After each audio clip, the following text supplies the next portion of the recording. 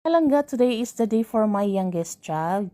So, we will invite them to eat outside because they also want to play. Kaya pagbigyan na lang natin. At ito na nga malangga, yung eldest ko hindi nakapag-antay. Nag-order na. Ito yung mga fave niya. Cheesy fries, fried chicken, then risotto with a barbecue sauce, then 2 chicken sandwich. Parang tingin ko mga langga, ang dami na to para sa akin. Just only we are 3 person.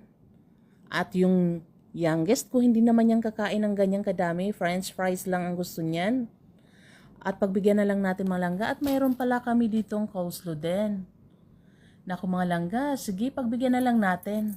Gutom na yung mga anak ko. Talagang hindi nakapag-antay. Kumain na sila. At masaya naman. Kaya nakakataba din ng puso, ano? Sige, kainan na tayo.